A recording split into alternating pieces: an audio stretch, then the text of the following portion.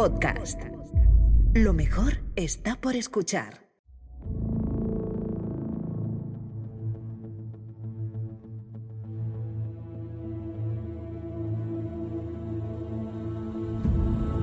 El miedo y la incertidumbre atenazan las mentes de los habitantes de Karl-Hadasht. Publio Cornelio Escipión ha conquistado la ciudad y los supervivientes esperan saber qué será de ellos, ya que hay destinos mucho peores que una muerte rápida. El procónsul aplicará un intenso plan de entrenamiento a sus hombres y volveremos a Roma para saber qué ha pasado mientras estábamos metidos en la conquista de la capital cartaginesa en Hispania. Serás testigo también de un feroz enfrentamiento por una corona mural y Aníbal, nuestro tuerto amigo Aníbal, a pesar de no ser ya el de Trasimeno o Cannas, infligirá una severa derrota a los romanos. Te doy la bienvenida a Roma a Eterna.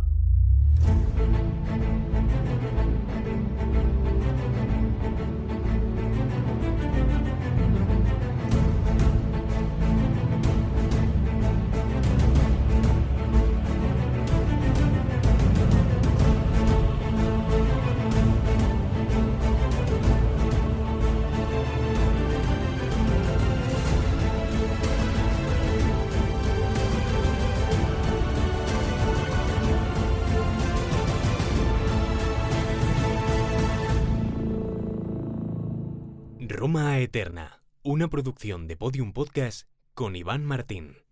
Muchas gracias, Jesús. Quédate con nosotros, siéntate ahí al fondo, porque empieza el programa número 142 de Roma Eterna y 72 de la saga de la República.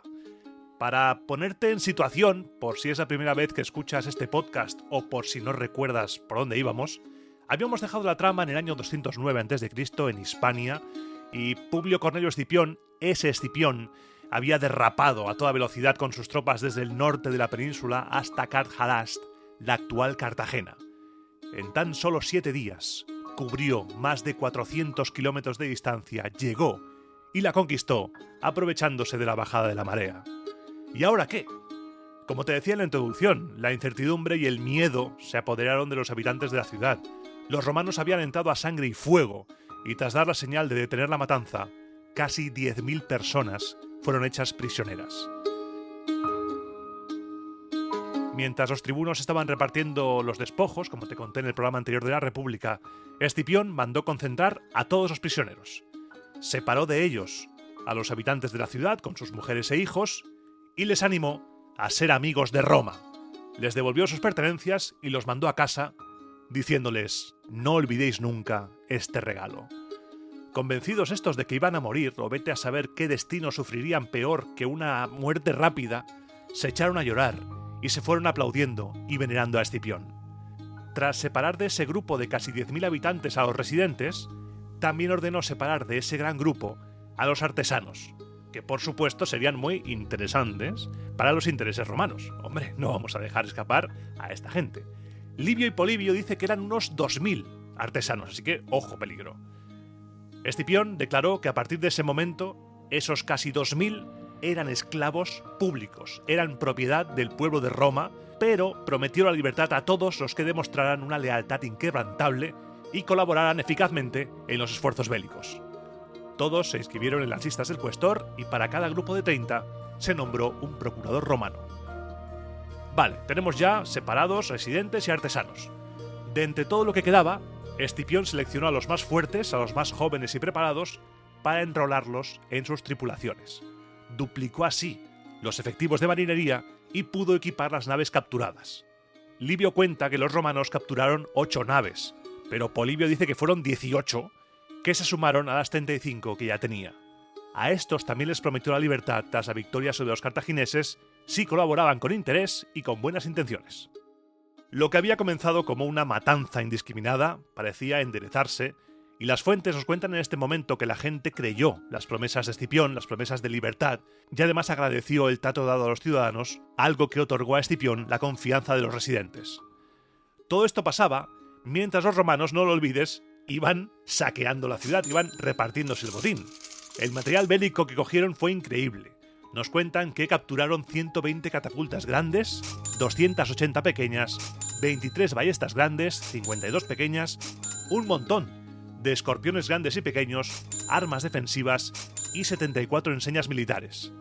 Oro y plata, el que quieras, está todo pagado. 276 páteras de oro, 18.300 libras de plata acuñada y en bruto, y un montón de vasos de plata, aparte, claro, de todo el trigo, cebada, armas, bronce, hierro, esparto, materiales. ¡Ah! Y que no se me olvide, el dinero del erario público de los cartagineses, que a eso habíamos venido. Más de 600 talentos, que sumados a los 400 que llevaba Escipión desde Roma, la operación, vamos, se saldó con un éxito rotundo. Como curiosidad, decirte que el cuestor encargado de todo el pesaje, el recuento y todo esto del botín fue Cayo Flaminio, hijo del cónsul Cayo Flaminio, que murió en la batalla del lago Trasimeno y que llegará a ser cónsul en el año 187, pero no se lo digas, no se lo digas, porque él aún no lo sabe.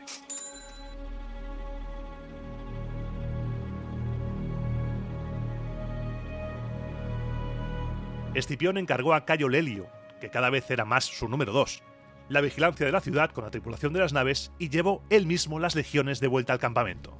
Allí mandó reponer fuerzas a sus extenuados soldados.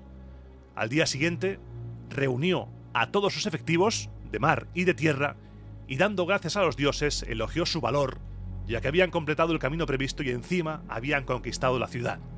Y ha llegado el momento de las condecoraciones, algo que a mí siempre me ha resultado curioso, ha llamado mi curiosidad a ver cómo se hacía el asunto. Aunque todos merecían reconocimiento, y así lo dijo Escipión, el principal honor, el de la corona mural, era para el primero que se había encaramado a la muralla. Escipión ordenó que se presentara aquel que se considerase merecedor del premio, y avanzaron 2 soldados. Por un lado Quinto Trebelio, centurión de la Cuarta Legión, y por otro Sexto Digicio, un soldado de marina.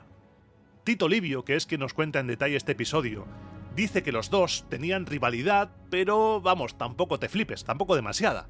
La rivalidad estaba entre la gente.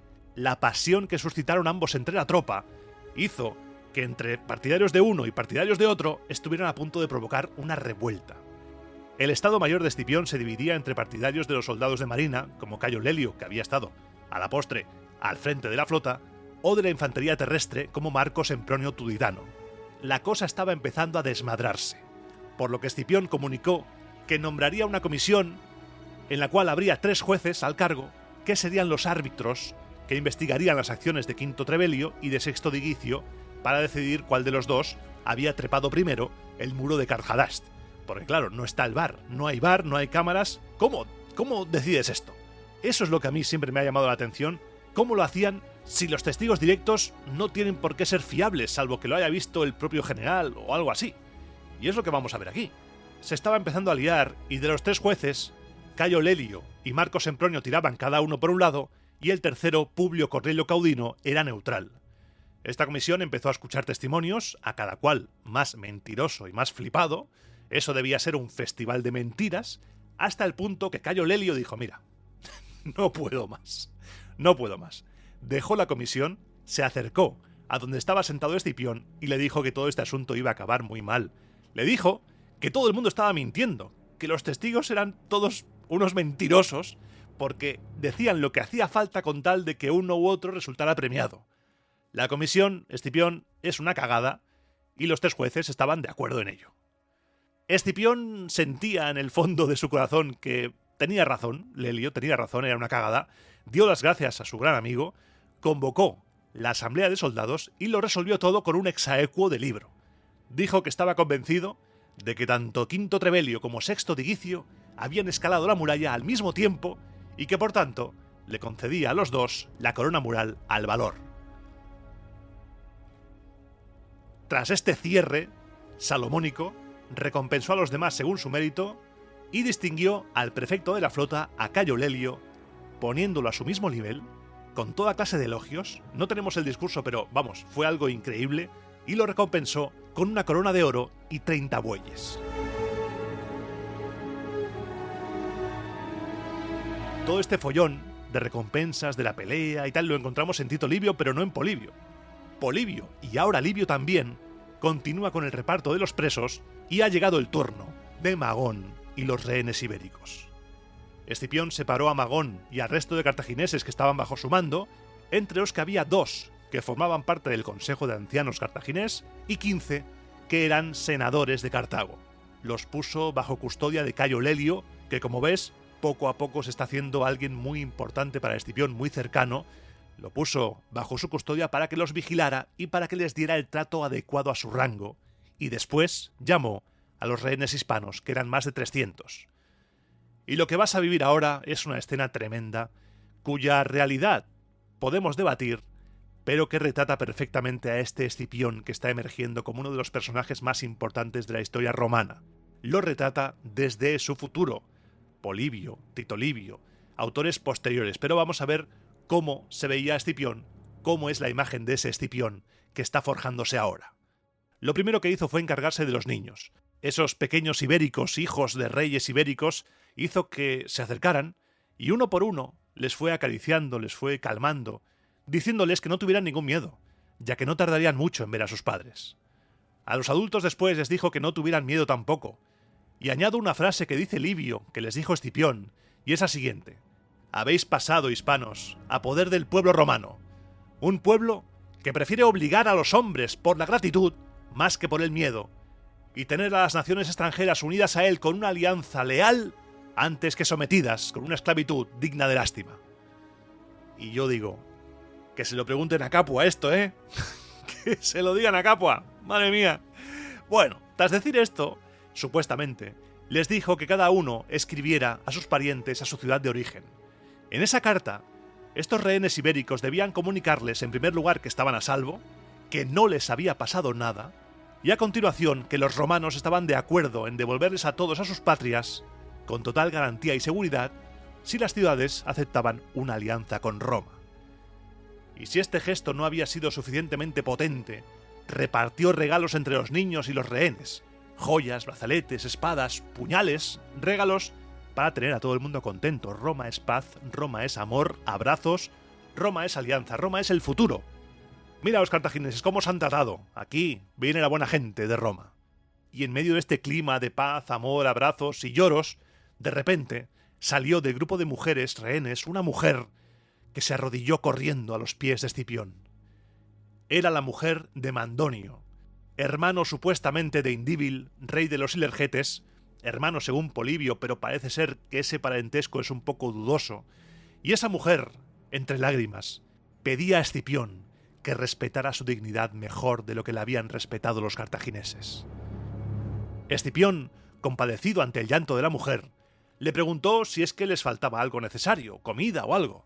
Ella, entrada en años pero con un porte majestuoso, se mantuvo en silencio. Extrañado por la actitud de esa mujer, Escipión mandó llamar a los cartagineses que habían cuidado de aquellas mujeres rehenes. Estos dijeron que les habían dado en abundancia lo que necesitaban. La mujer entonces se aferró más que antes a las rodillas de Escipión, repitiendo las mismas palabras, repitiendo que respetara su dignidad mejor de lo que lo habían hecho los cartagineses. Tú has entendido perfectamente lo que estaba pasando aquí. Has entendido perfectamente lo que la mujer está reclamando y lo que la mujer está diciendo que les ha pasado a ellas. Pero Escipión, según Polibio, no ha entendido nada. Escipión sospechaba que había habido alguna negligencia, algún tipo de, de descuido por parte de los cartagineses, que les habían dejado, un poco de hambre, y que los encargados de la custodia habían mentido. Por lo que dijo a las mujeres que no se preocuparan, que él mismo nombraría a las personas adecuadas para que no les faltara de nada. La mujer, que seguía arrodillada y aferrada a Escipión, guardó silencio durante unos instantes, pero no pudo aguantar más y dijo: «General, si crees que pedimos algo para nuestro estómago, es que no has comprendido correctamente mis palabras». Entonces, Publio Cornelio Escipión entendió. Ahora sí, recorrió con la mirada las hijas de Indíbil, las hijas de muchos otros reyes ibéricos, y no pudo reprimir las lágrimas.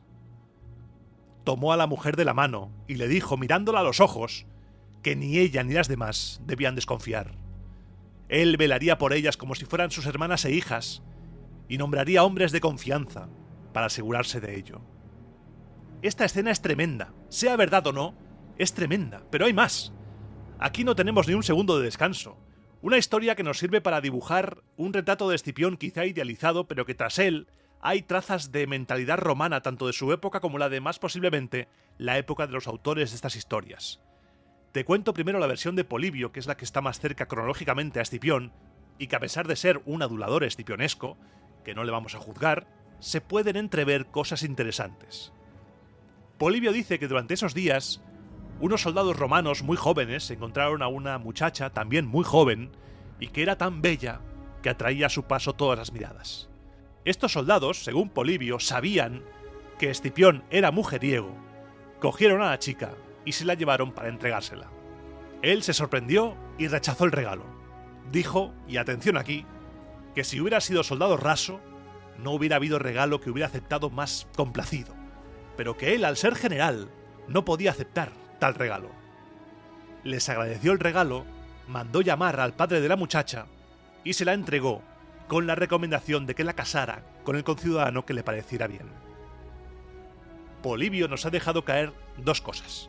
Una, que es un mujeriego Escipión, y otra, aunque dice Polibio que al rechazarlo está ensalzando los valores de un general y del orden y de la ley tal cual, que no puede distraerse con estas cosas, nos dice que si llega a ser soldado raso Escipión, la muchacha no se salva. Tito Livio nos da una versión diferente.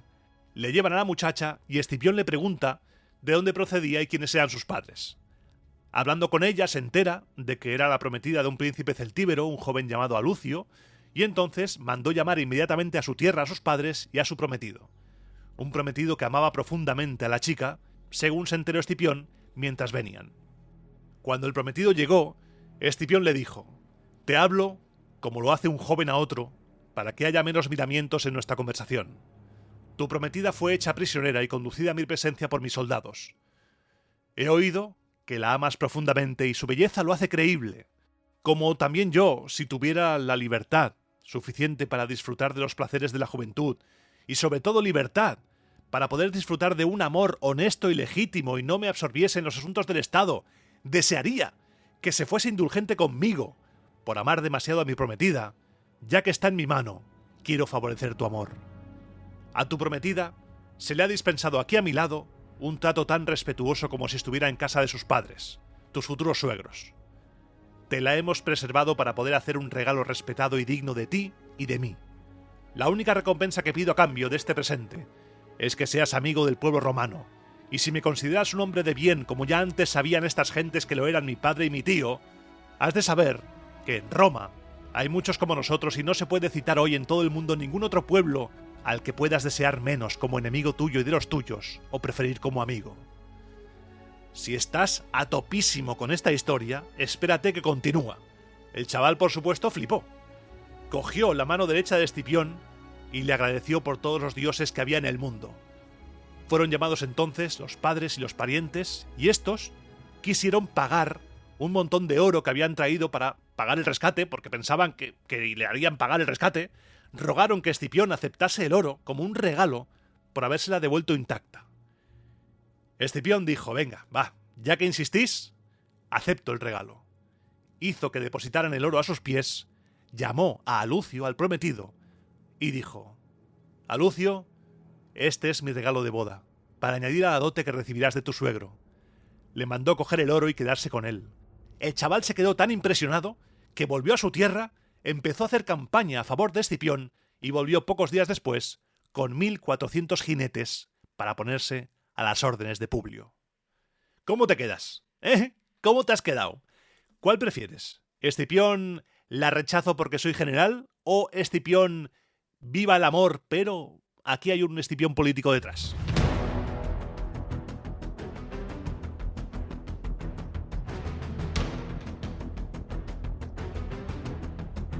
Una vez gestionado todo, confió Escipión a los tribunos los presos restantes y envió a su cada vez más mano derecha, Cayo Lelio, a Roma. Le dio una quinquerreme, embarcó en 6 naves a los presos más importantes y le confió la misión de informar de la victoria al Senado y al pueblo de Roma.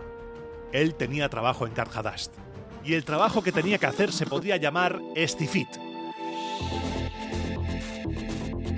¿Quieres aguantar marchas de casi 500 kilómetros? ¿Necesitas mejorar tu fondo físico?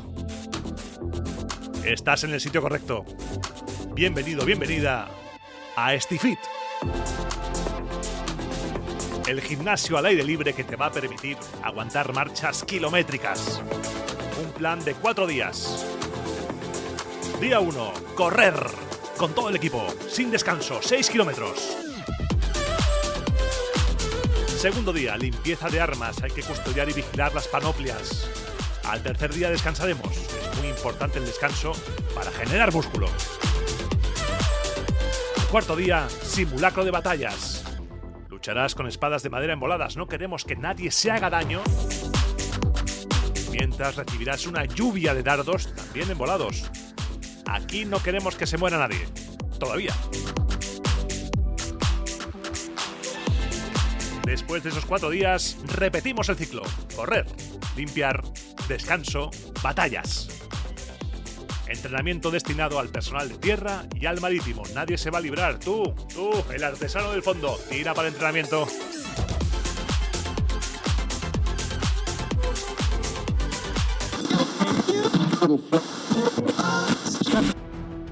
Estos ejercicios fuera de la ciudad, en tierra y en el mar, ponían a punto para la guerra a las tropas de Escipión, a la vez que los artesanos lo daban todo en sus talleres. Y es que además el procónsul estaba pendiente de todo. Tan pronto estaba con la flota en los muelles, como en las maniobras de las legiones, como dedicando tiempo a inspeccionar los talleres. Todo. Estaba por todas partes. Cuando los trabajos de reconstrucción iban por buen camino ya, y se repararon las partes dañadas de muralla, y sobre todo un detalle que encontramos en Apiano, se elevó la parte de la muralla que daba a ese lugar de la marea, para que no les hicieran la de Neptuno y los cartagineses atacaran por ahí. Se organizó una guarnición para defender la ciudad y Escipión se fue en dirección a Tarraco. Por el camino se dirigieron a él un montón de delegaciones, a algunas las atendió sobre la marcha, pero a otras las emplazó a reunirse con él en Tarraco, donde parece ser que se agolpaban las embajadas porque el poder iba cambiando. Ya el poderío cartaginés era el pasado, se estaba ya viniendo abajo, era el declive, y Roma era ahora la potencia dominante en esa parte de la península. Dejamos a Escipión yendo a Tarraco, preparándose para afrontar el invierno de ese año 209 a.C., porque nosotros tenemos que retroceder un poquito en el tiempo, unos meses, porque al haber diferentes escenarios simultáneos tenemos que desdoblar el relato, pero de la manera más sencilla posible. Escipión a dormir, porque nos volvemos a Roma.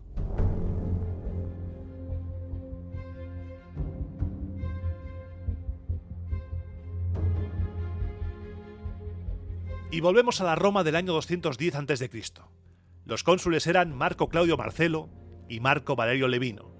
Marcelo, el conquistador de Siracusa, recuperó Salapia, destruyó el poderío de la caballería de Aníbal y los ojos romanos se posaron sobre Erdónea, una ciudad en la que los romanos ya habían hecho el ridículo en el programa 133 de Roma Eterna hacía tan solo 2 años, en la cronología romana. Si entonces el ridículo lo hizo Gneo Fulvio Flaco, ahora lo hará el procónsul Gneo Fulvio Centumalo. Erdónea llevaba fuera de la órbita romana desde la batalla de Cannas y ya desde el principio todo pintaba mal. Estamos, para que nos situemos, en Apulia, al sur de la península itálica, en el taloncito de Italia casi. El procónsul, Gneo Fulvio Centumalo, acampó en una posición poco segura y sin protección defensiva. Empezamos bien.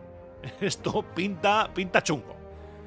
Gneo Fulvio iba un poco sobrado, había acampado en sitio poco seguro y demás porque tenía en su poder informes, ese espionaje, que decían que la lealtad de los habitantes de Erdónea para con los cartagineses era más bien flojita. Estaba flaqueando desde que se enteraron de la espantá de Aníbal tras la pérdida de Salapia, por lo que el procónsul creía que no había nada que temer, que todo estaba, que esto era un trámite, pim pam, pa casa, comer garum y punto. Pero había un pequeño detalle, una nimiedad, que se escapó a Gneo Fulvio. Aníbal estaba informado de todo. El general cartaginés, nuestro tuerto amigo, se enteraba puntualmente de los movimientos del procónsul gracias a mensajeros que partían de Erdónea en secreto. Gneo Fulvio Centumalo parece que no sabía con quién se la estaba jugando. Aníbal tenía todas las cartas ya, sabía lo que iba a pasar. Esta negligencia del procónsul suscitó en el general cartaginés un interés aún mayor por conservar la ciudad aliada y al mismo tiempo ¿para qué nos vamos a engañar? ¿A quién no le va a gustar organizarle una trampa a los romanos?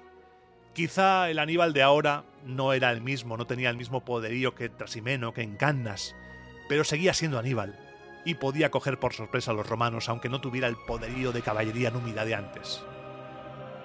Con un ejército ligero y forzando la marcha al máximo posible para ser lo más rápido que se podía, el cartaginés avanzó hacia Erdónea y se acercó a los romanos en formación de batalla. Gneo Fulvio, al verlo, dijo: «Sí, vamos allá». Sacó precipitadamente sus tropas y fue al choque. La quinta legión y el ala izquierda de la caballería chocaron violentamente. Pero Aníbal demostró que no había perdido un ápice de su habilidad táctica y dio orden a sus jinetes de que en cuanto las formaciones de infantería chocasen, dieran un rodeo. En ese momento, lo que tenían que hacer era dividirse en dos grupos. Un grupo atacaría el campamento romano, mientras el otro sembraría el caos entre los enemigos atacando por la espalda. Además, Aníbal se burló del procónsul y se burló de la repetición de nombres romanos porque dijo que 2 años atrás había derrotado a un Gneo Fulvio y ahora iba a derrotar a otro. Como ves, ya en esa época se hacían chistes sobre la repetición de nombres romanos. El combate entre infanterías fue igualadísimo, pero la carga de los jinetes por la retaguardia, sumado al grito de guerra desde el campamento, fue definitivo. La sexta legión se dio la vuelta y fue destrozada, después la quinta y después el resto. Quienes pudieron huyeron en desbandada y quienes no murieron en su puesto, como lo hizo el procónsul Gneo Fulvio Centumalo y 11 tribunos militares que cayeron en batalla. La horquilla de números de romanos muertos en esta batalla está entre 7.000 y 13.000, según la fuente que consultes. Aún con las cifras más bajas de 7.000 hombres muertos, es una derrota contundente. Y aunque las fuentes nos quieran hacer creer que ahora Aníbal está ya, poco más que aguao, está en la nada, acaba de derrotar a un procónsul. Y ya que hoy estamos hablando de destino de ciudades y de ciudadanos y tal, ¿qué fue de la ciudad de Erdónea? Según Livio, Aníbal la quemó, porque se enteró de que había estado a punto de pasarse al bando romano. Era verdad que se iba a pasar al bando romano, y como no iba a mantenerse leal en cuanto él se fuera, le prendió fuego. ¿Y qué fue de la población? Ejecutó a los responsables de las negociaciones con los romanos y al resto los trasladó a Metaponto y a Turios.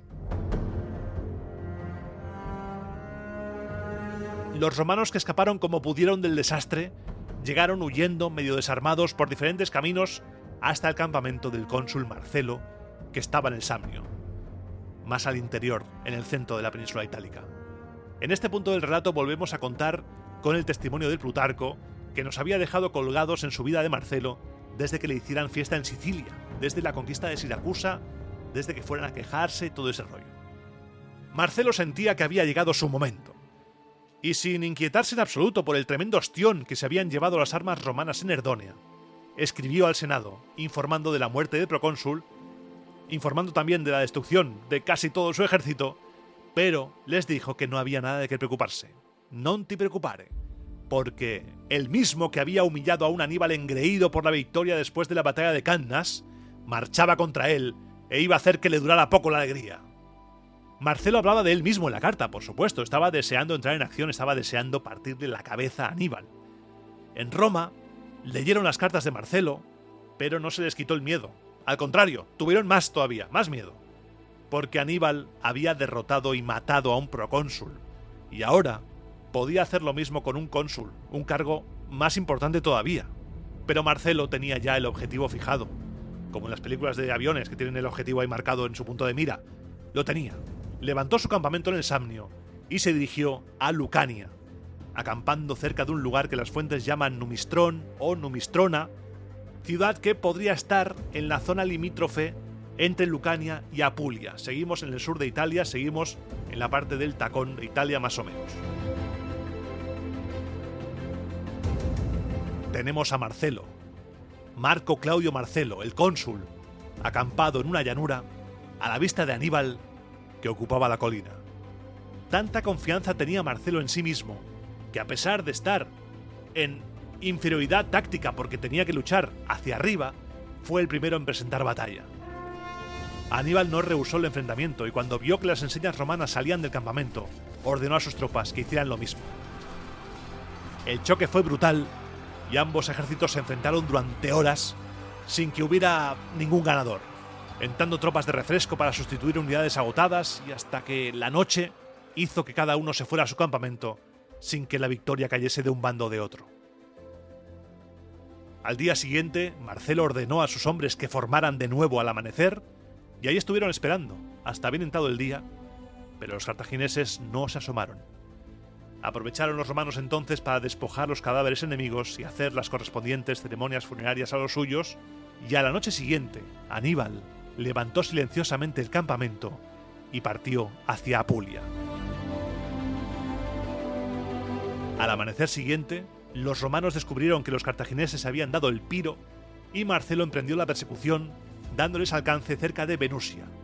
Allí durante unos días hubo enfrentamientos, favorables a los romanos todos ellos, pero no había una batalla campal grande, no había una batalla decisiva.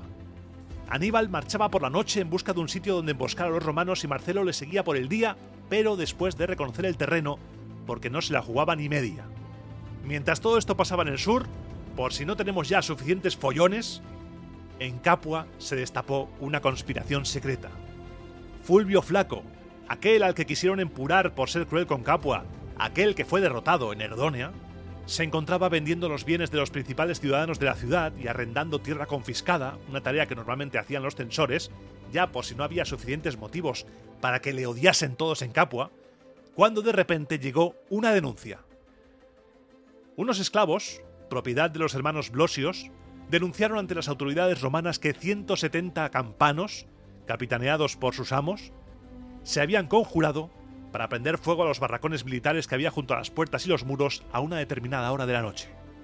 El procónsul, asustado, ordenó que se cerraran las puertas de inmediato y fueron detenidos todos. Después de una investigación sumaria, que cuando dicen eso las fuentes es como, bueno, no hubo mucha investigación, eres culpable y punto, fueron todos condenados y ejecutados. A los delatores se les concedió la libertad y 10.000 ases a cada uno. Durante ese verano, el Senado también comisionó una delegación formada por Marco Ogulnio y Publio Aquilio para que compraran trigo en Etruria para mandarlo a Tarento, donde la ciudadela, si te acuerdas, todavía seguía aguantando. Allí se envió junto con el trigo una guarnición de 1.000 hombres del ejército urbano, mitad romano y mitad aliados. Estamos ya acabando el verano del año 210 y cuando se acaba el verano significa que se acercan los comicios consulares, que suelen ser fuente de comedia y fuente de drama a la vez. El Senado sondeó por carta a Marcelo para que regresara y presidiera los comicios, pero Marcelo les hizo la culebra y les dijo que no era buena política alejarse ni un paso de Aníbal, que estaba el hombre ahí regateando mientras le pisaba los talones. Esto generó un problemón, porque el cónsul que está en Italia no quiere regresar. ¿Y entonces qué hacemos? ¿Retiramos por la fuerza a Marcelo? ¿No nombramos cónsules para el 209? ¿O hacemos venir desde Sicilia al otro cónsul, a Valerio Levino, que está donde Pirro perdió las zapatillas? Finalmente, la opción que venció fue enviarle una carta a Valerio Levino, al otro cónsul, a Sicilia, para decirle que regresara a Roma, y el encargado de enviarle esa carta fue el pretor urbano Lucio Manlio, que, siguiendo instrucciones del Senado, le adjuntó la carta de Marcelo, en la que Marcelo decía que no iba a moverse de allí, para que el otro cónsul Levino viera que el Senado le estaba pidiendo volver por una razón de peso. Por esas fechas más o menos, llegaron a Roma embajadores del rey númida Sífax, que informaron al Senado de las victorias obtenidas por su rey sobre los cartagineses. Ya sabes que el enemigo de mi enemigo es mi amigo. Sífax, decían los embajadores, consideraba al pueblo cartaginés su peor enemigo y al pueblo romano su mejor amigo. En el pasado había enviado embajadores a Hispania, a los generales romanos Neo y Publio Cornelio Escipión, pero ahora, muertos los dos, había querido buscar la amistad romana en la misma fuente, en Roma, en el propio Senado. El Senado recibió, por supuesto, a estos embajadores con amabilidad y no solo les respondió con cordialidad, sino que además envió a sus propios embajadores, Lucio Genucio, Publio Petelio y Publio Popilio, con regalos para el rey. Los regalos eran una toga y una túnica de púrpura, una silla de marfil, réplica de una silla curul, y una pátera de oro de 5 libras. Pero los embajadores romanos no solo tenían la misión de agasajar con regalos a Sífax, sino que también recibieron instrucciones de visitar a otros reyes de África y darles también regalicos para ganarse su amistad de cara a un futuro no muy lejano desembarco romano en África. También, ya de paso, ya que estamos enviando embajadores, se envió a Marco Atilio y Manio Acilio como embajadores a Alejandría ante los reyes de Egipto. Ese año, por supuesto, también ocurrieron fenómenos extraños, vamos a hablar de ellos, pero antes tengo que hacer un pequeño inciso, porque hace unos programas pasaron también cosas raras, como que parió una mula, y yo me extrañé, dije, ¿cómo que parió una mula? Pero una mula pare, ¿no? Pues no, pues no tenía ni idea de que las mulas eran estériles. Gracias a los comentarios de la comunidad me he enterado y busqué en Google y dije, hostias, pues sí, son estériles. Uno nunca deja de aprender cosas y, ojo, no tenía ni idea. Es una cosa curiosísima. Y dicho esto, vamos a las cosas extrañas de hoy. En Túsculo nació un cordero con una tetilla que daba leche. El pináculo del templo de Júpiter, también en Túsculo, fue alcanzado por un rayo, quedándose sin la mayor parte de la techumbre. En Anagnia, la tierra que había sido alcanzada por un rayo delante de una puerta había ardido durante un día y una noche sin que nada alimentase el fuego, y en el cruce de la Vía Labicana con la Vía Latina, los pájaros habían abandonado sus nidos de los árboles del bosque sagrado de Diana. En Tarracina, en el mar, no lejos del puerto, unas serpientes enormes habían dado grandes saltos como peces juguetones. En Tarquinios había nacido un cerdo con rostro humano. Y en el territorio de Capena, para acabar, cerca del bosque sagrado de Feronia, 4 estatuas sudaron sangre durante un día y una noche. Estos portentos fueron expiados por decretos de los pontífices con víctimas mayores, y aquí te tengo que decir que a mí me alucina que tengamos la lista de los pontífices de ese año, que ya tengamos cada vez más información. Y te voy a nombrar a los pontífices porque quiero que poco a poco te vayas familiarizando, vayas escuchando apellidos que seguramente, si has leído el segundo libro de Roma Eterna, La caída de la República, ya conozcas, pero quiero que los escuches ya aquí por si no lo has hecho, porque van a ser importantes dentro de no mucho tiempo en nuestro relato.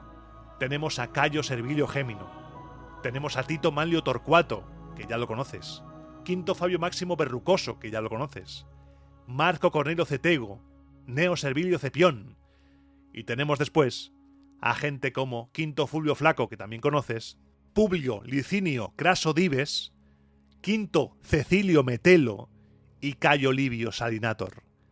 Nombres, apellidos, gentes que te tienen que sonar poco a poco. Y me vas a perdonar, pero es que me encanta que ese año ya tengamos tantos nombres. Sabemos hasta quién fue el Rex Sacrorum, según los fastos. Marco Marcio fue rey de los sacrificios. Sabemos quién fue el Flamen Martialis. Tenemos la lista de augures. Y hasta sabemos quién fue Curio Maximus, el encargado de presidir las curias de Roma, que ese año era Marco Emilio Papo, descendiente de los Papo, que ya llevamos tiempo haciendo chistes sobre ellos.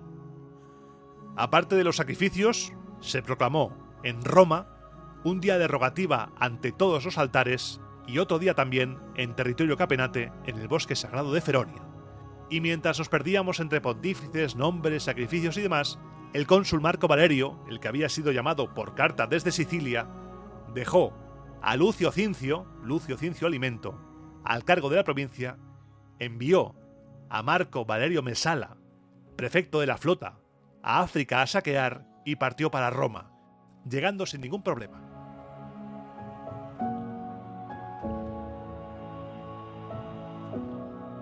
En Roma el cónsul Marco Valerio convocó inmediatamente al Senado y dio cuenta a los senadores de lo que había hecho. Después de casi 60 años de guerra por tierra y por mar en Sicilia, con serios descalabros en muchas ocasiones, él, dijo, Marco Valerio Levino, había cumplido su misión en la isla. No había ningún cartaginés en Sicilia y no había ningún siciliano fuera. Los que se habían alejado huyendo por temor estaban de vuelta en sus ciudades y araban sus campos y sembraban sus tierras. Se cultivaba de nuevo la tierra abandonada, fructífera al fin para sus propios agricultores y reserva segura de alimentos para el pueblo de Roma en tiempos de paz y de guerra. Sicilia en este momento parece ser que era el granero de Roma. Marco Valerio, el conquistador de Agrigento, gracias a esa traición, presentó en el Senado a Mútines, y a todos aquellos que habían prestado servicios al pueblo romano para que se les rindieran honores y así cumplir la palabra que les había dado. A Mútines, aparte de la recompensa que había recibido ya, se le concedió la ciudadanía romana, en virtud de una propuesta presentada por un tribuno de la plebe, propuesta que fue aceptada de inmediato por el Senado. Mientras ocurría esto en Roma, el otro Marco Valerio Mesala, el de la flota, se fue a África con 70 naves e hizo un desembarco por sorpresa en territorio de Útica, devastó una amplia zona, cogió muchos prisioneros y presas de todas clases, regresó a las naves e hizo la travesía a Sicilia, volviendo a Lilibeo a los 13 días de su partida. Una vez allí se sometió a los prisioneros a un interrogatorio, seguramente violento, y se obtuvo información jugosa que le fue rápidamente comunicada por escrito con todo detalle al cónsul para que supiese la situación de África, al cónsul Levino, al que estaba en Roma. En Cartago había 5.000 númidas a las órdenes de Masinisa, un joven intrépido, hijo de Gala, y por toda África se estaban reclutando otras tropas mercenarias para enviárselas a Hispania a Asdrúbal, con el objetivo de que éste pasase a Italia cuanto antes, con el mayor ejército posible, para unirse a Aníbal. Los cartagineses estaban convencidos de que de ello dependería la victoria. Estaba siendo equipada además una poderosa flota para recuperar Sicilia, y se creía que zarparía en breve. La lectura de este informe por parte del cónsul causó tal impresión en el Senado, acojonó tanto, hablemos con propiedad, que se decidió que el cónsul no debía esperar a los comicios, que partiera rápidamente a su provincia, a Sicilia, después de nombrar un dictador que se hiciera cargo de ello. El cónsul dijo que estaba de acuerdo con la decisión del Senado, que marcharía de inmediato y que una vez en Sicilia nombraría dictador a Marco Valerio Mesala, el que mandaba la flota, el que se fue a Útica. Y los senadores respondieron que no, ¿cómo que qué? No. No se puede nombrar dictador fuera del territorio romano. El territorio romano es Italia. Fuera de Italia no se puede nombrar un dictador. El tribuno de la plebe, Marco Lucrecio, consultó sobre este punto al Senado y el Senado decretó que el cónsul, antes de irse de Roma, debía preguntar al pueblo quién quería que fuese nombrado dictador, y que nombrase dictador a quien el pueblo mandase. Si el cónsul se negaba a hacer esa consulta, debía hacerla el pretor, y si tampoco quería el pretor, debían hacerlo los tribunos de la plebe. El cónsul Levino dijo que ni de coña, ni borracho, iba a preguntar al pueblo algo que era de su competencia. ¿Cómo voy a preguntar al pueblo quién quiere de dictador cuando eso lo hago yo? No contento con eso, también prohibió al pretor hacer la consulta. Finalmente, ante este bloqueo, los tribunos de la plebe preguntaron al pueblo y éste expresó su voluntad de que se nombrase dictador a Quinto Fulvio Flaco, el de Capua, el que estaba cada vez siendo más odiado en Capua. Pero el día en que se iba a celebrar la asamblea de la plebe para ratificar esto, el cónsul salió secretamente por la noche hacia Sicilia y los senadores que se habían quedado en la estacada, los había dejado tirados, acordaron enviarle una carta a Marco Claudio Marcelo para que viniese en ayuda de la República, abandonada por su colega, para nombrar un dictador de acuerdo con el mandato del pueblo. Marco Valerio Levino escapó de Roma, se fue a Sicilia por la noche, a escondidas, para no nombrar a Quinto Fulvio Flaco. ¿Tenemos aquí problemitas? ¿Tenemos problemitas que van a saltar dentro de poco? Puede ser. Lo vamos dejando ahí colocado. Lo que sucedió entonces es que Marco Claudio Marcelo, el otro cónsul, nombró dictador a Quinto Fulvio Flaco como se había decidido, y en virtud del mismo plebiscito, Quinto Fulvio Flaco nombró jefe de caballería al pontífice máximo Publio Licinio Craso. Quinto Fulvio Flaco fijó la fecha de los comicios para el primer día hábil que siguiera, pero no pudieron llevarse a cabo debido a un enfrentamiento entre los tribunos y el dictador. La centuria galeria de jóvenes, designada por sorteo para ser la primera en votar, había votado cónsules a Quinto Fulvio Flaco y Quinto Fabio, y las demás centurias llamadas a votar se habrían decantado en el mismo sentido si no hubiesen intervenido los tribunos de la plebe Cayo y Lucio Arrenio, afirmando que era inconstitucional que se eligiese a la misma persona que presidía los comicios, que por consiguiente, en caso de que el dictador admitiese su propia candidatura, ellos pondrían veto a los comicios. El dictador invocaba en apoyo de la legalidad de estos comicios la autoridad del Senado, el plebiscito y los antecedentes, porque efectivamente, siendo cónsul Neo Servilio al morir en el Trasimeno el otro cónsul, Cayo Flaminio, con el consentimiento del Senado, se había propuesto a la plebe, y ésta había aprobado, que mientras durase la guerra en Italia, el pueblo tenía derecho a reelegir cónsules a quienes quisiese y cuantas veces quisiese entre aquellos que ya habían sido cónsules. Y aducía como precedentes, en ese sentido, uno antiguo, el de Lucio Postumio Megelo, que siendo interrex, había resultado elegido cónsul junto con Cayo Junio Bubulco en los mismos comicios que él presidía, y otro más reciente todavía, el de Quinto Fabio, que seguramente no habría consentido nunca que se renovara el consulado si ello no fuera de interés público y legal. La bronca se alargó, fue un prolongado debate oratorio en el que seguramente no se escatimaran insultos y recuerdos a las familias, siempre es bueno acordarse de la familia. El dictador y los tribunos llegaron por fin al acuerdo de atenerse a la decisión del Senado. Y los senadores, para sorpresa de absolutamente nadie, estimaron que las circunstancias de la República exigían confiar la dirección de los asuntos públicos a los generales veteranos, experimentados y dotados de conocimientos bélicos. No les parecía bien, por consiguiente, que se retrasasen los comicios. Fueron proclamados cónsules para el año 209 Quinto Fabio Máximo y Quinto Fulvio Flaco, por quinta y cuarta vez respectivamente. A continuación, fueron elegidos pretores Lucio Veturio Filón, Tito Quincio Crispino, Cayo Hostilio Túbulo y Cayo Aurunculeio. Una vez elegidos los magistrados para el año que viene, Quinto Fulvio dimitió como dictador.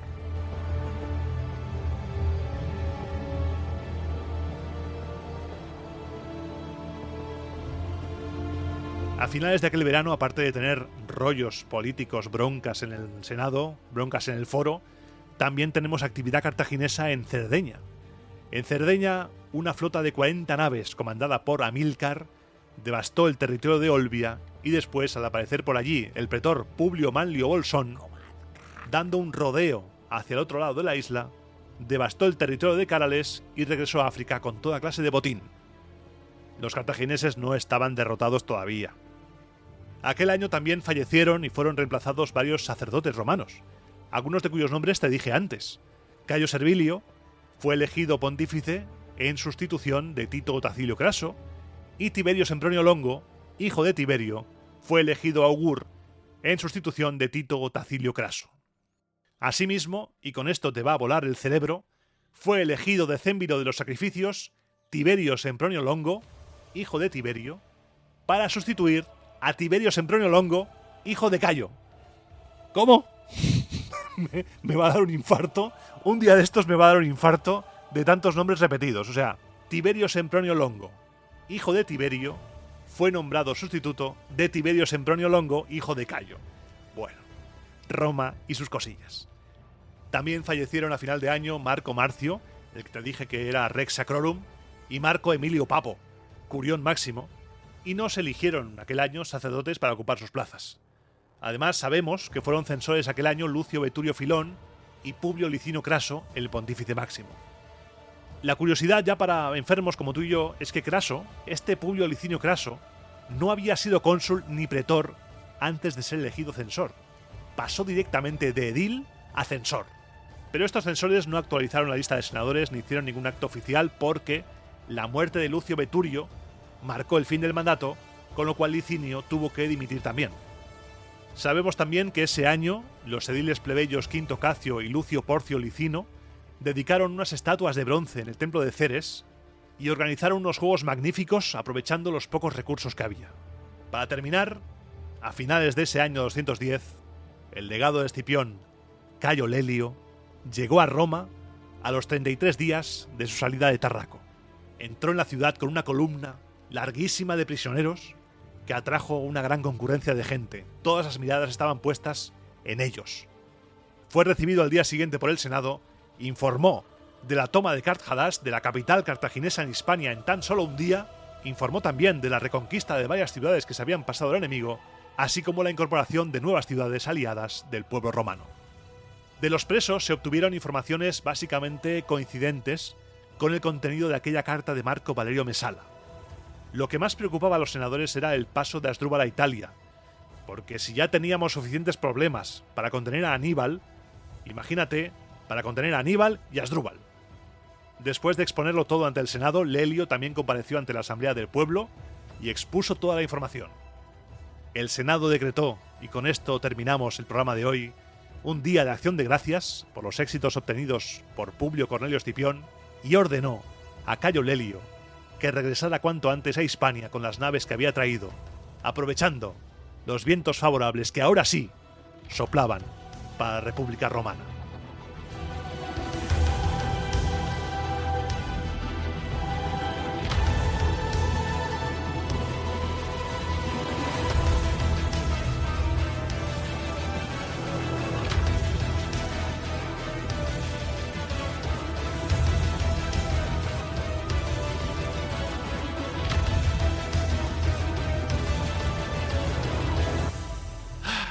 Y ahora empieza la sección sin música, la sección en la que no hay guión. Mira, lo voy a cerrar. Clic. No hay guión. Voy a beber agua antes de empezar, agua para hidratarme.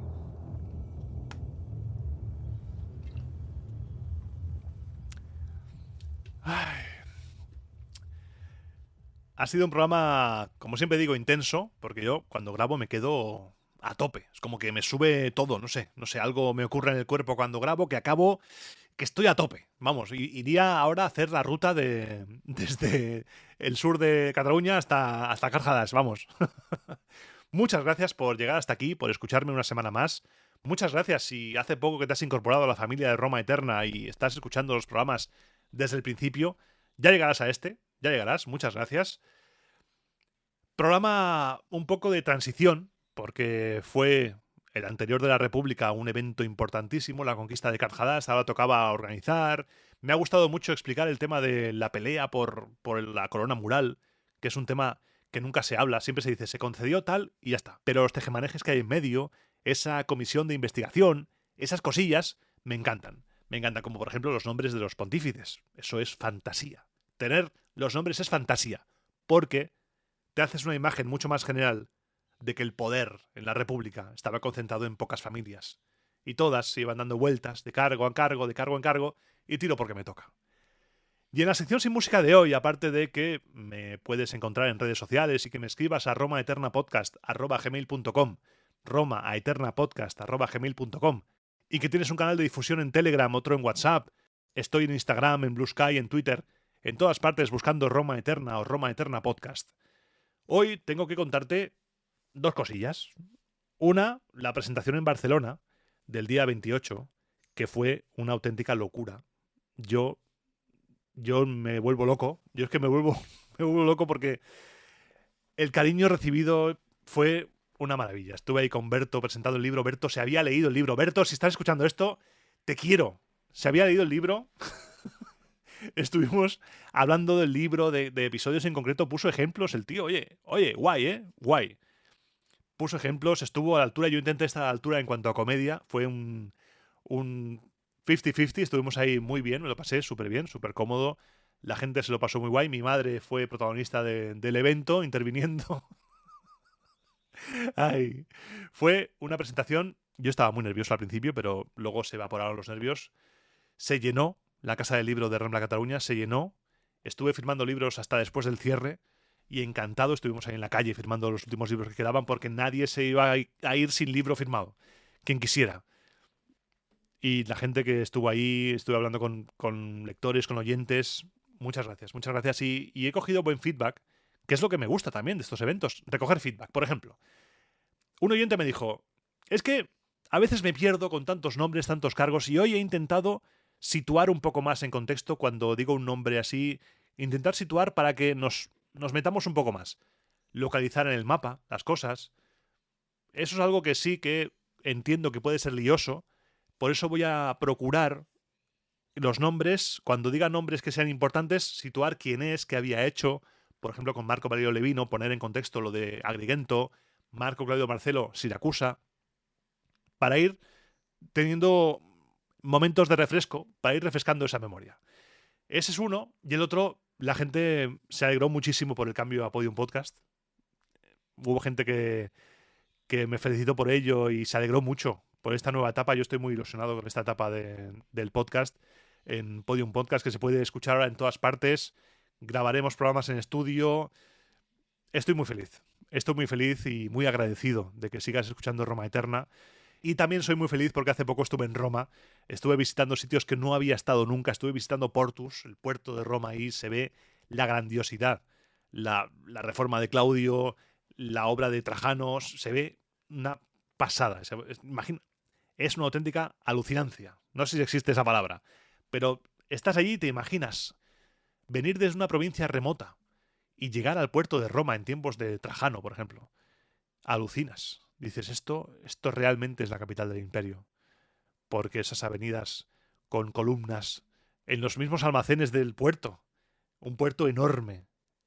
Una pasada. Es una visita que no se suele hacer. Por ejemplo, también estuvimos visitando el Museo de las Naves, que había barcos romanos, había como 5 o 6 barcos romanos. Increíble, increíble. Iré poniendo fotos en redes sociales poco a poco de todo aquello. También visité Lavinium, un lugar muy, muy, muy importante. Es la ciudad que fundó Eneas en honor de Lavinia. Estuve ante la puerta del Herón de Eneas, la tumba de Eneas, según la tradición. Estuve ante la puerta. Eso es un buen dato. Estuve ante la puerta porque el Herón en sí, la tumba de Eneas, estaba en otra parte. La puerta está en el Museo Arqueológico. El Herón está en otra parte, en un yacimiento arqueológico que estaba cerrado. Todos los lugares arqueológicos del Museo de Lavinio estaban cerrados. Así que solo pudimos visitar el museo donde vimos un paladio.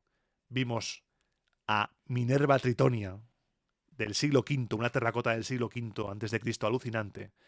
Pudimos bucear un poco por lo más arcaico y ver la puerta, que no es, claro que no, pero según la tradición es la puerta de la tumba de Eneas, pero estar ahí es un lugar cargado de energía y me encantó poder visitar esos sitios que nunca se suele ir más allá de Roma, y luego en Roma estuvimos pues en el foro, estuvimos repasando y descubriendo y aprendiendo, porque nunca se aprende suficiente, y preparando cosillas para el viaje de este año que está cerrado ya prácticamente.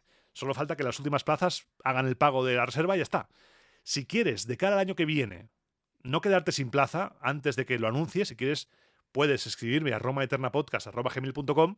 Me dices, oye Iván, de cara al año que viene, ponme en una lista antes de nada para que yo enterarme, porque quiero apuntarme. Quiero apuntarme de verdad el año que viene, quiero ir a Roma contigo. Pues tú dime, porque siempre estas cosas se enteran antes. Los fans en iVoox se enteran antes el canal de Telegram y el canal de WhatsApp. Ya solo con esas 3 vías se llenó prácticamente todo. En un futuro también lo anunciaré en Patreon, porque es otra cosa que quiero decir, que estoy trabajando en el Patreon, en el cual subiré guiones, fotos, subiré cosas más privadas de la creación de Roma Eterna, de todo, y también subiré nuevos proyectos de podcast que quiero que sean autoconclusivos, históricos, sobre, por ejemplo, tengo siempre en mente, y creo que lo dije alguna vez, tengo en mente hacer un podcast sobre Alejandro Magno, sobre la vida de Alejandro Magno, en el estilo Roma Eterna, pero de Alejandro Magno. Que sea autoconclusivo, no sé cuántos programas serían, 10, 12, no lo sé. Hacerlo, subirlo y tenerlo ahí en exclusiva, y quizá en un futuro, si alguien interesado, ponerlo en abierto. Pero quiero probar cosillas para hacer más podcasts en el futuro, más productos de historia, y no solamente quedarme en Roma, que ya tenemos mucho proyecto aquí, pero quiero hacer más cosillas. La curiosidad siempre está ahí. Y dichas estas 2 cosas, solo me queda despedirme, darte las gracias de nuevo otra vez, desear que los dioses te sean propicios a ti y a los tuyos en esta semana que nos va a separar entre programa de Roma Eterna y programa de Roma Eterna. La semana que viene toca lectura y toca el libro 6 de la Eneida. Eneas viaja al inframundo para ver a su padre, para ver a Parinuro con la Sibila. Va a ser un libro tremendo. Es el libro, junto con el de la muerte de Dido. Sin más, como siempre digo, te espero, pasad de lista, en el próximo programa de Roma a Eterna.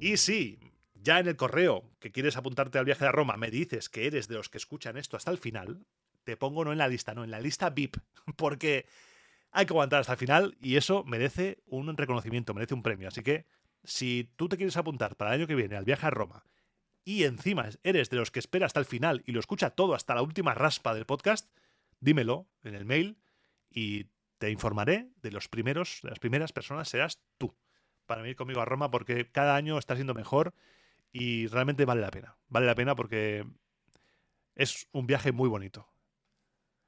Y ahora sí, me despido con una sonrisa por estar aquí en este momentito juntos tú y yo.